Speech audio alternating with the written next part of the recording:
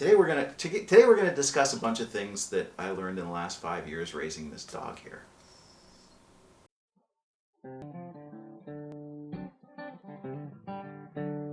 Hey guys, so this is Holly, and she's 5 years old now, and she's convinced me to do things a little bit differently this week.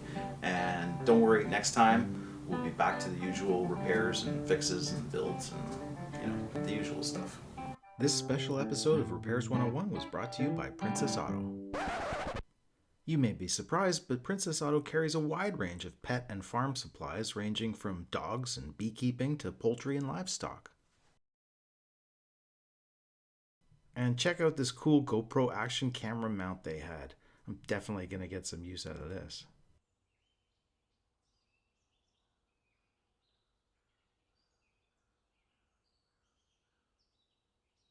The first thing it says here, hey, just let me read it. Okay, it says here, don't choose your puppy based on the way it looks. Choose your puppy based on the breed's characteristics. I chose Holly because she is a cross between two highly intelligent breeds, the Blue Heeler and the Australian Shepherd. One day I'll make a video showing just how smart she is. Of course, you realize that you are infinitely better qualified to learn his language than he is to learn yours. Look at his eyes, his tail, his general behavior. Barking, prodding, nudging, these are all signs that he wants something from you. Okay, now conventional wisdom says you take your pup from its mother, you lock it in a tiny little cage, you leave him alone all night in a strange place, and if he soils the cage, he will not forget how awful it was having to sit beside it, and so he won't do it again.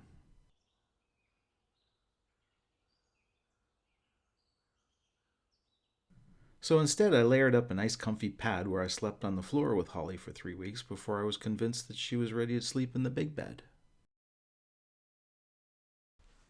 You know, in that time, she only wet the bed once, and it was entirely my fault for not understanding that she was licking my face not because I taste so great, but because she was requiring assistance. So, because I didn't understand, she wet the foot of my blanket. No big.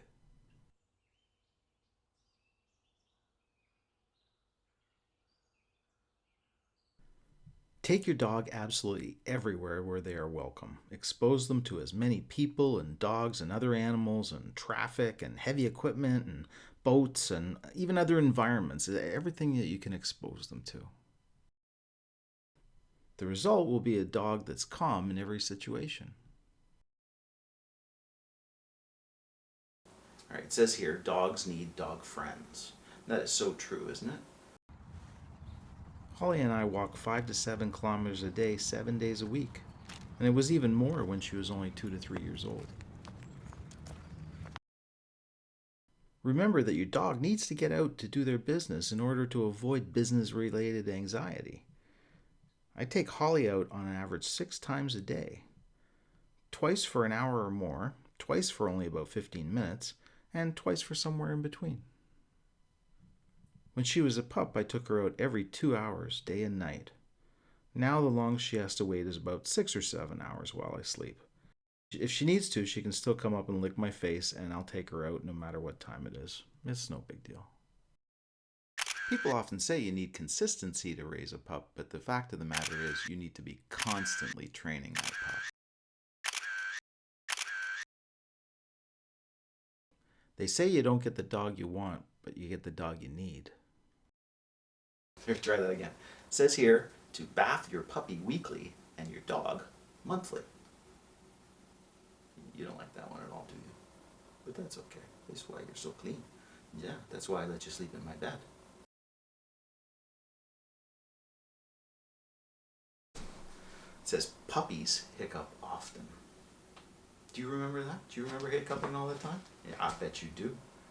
So what do we do about it? We rubbed your tummy. Yes, we did. We rubbed your tummy. And that got rid of the hiccups. Didn't it?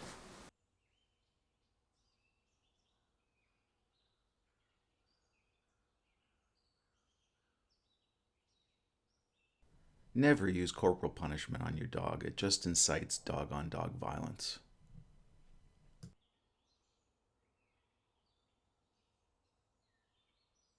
Let young puppies eat all the nutritious food they want, but be super sparing with the treats. Holly gets 4 small meals throughout the day as she tends to throw up when her stomach is empty.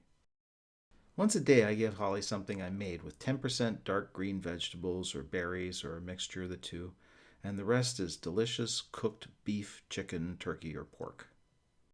Or she gets something nutrient rich like 100 grams of deep sea fish or some green tripe. Plastic and wooden plates and bowls are much easier on your pup's front teeth.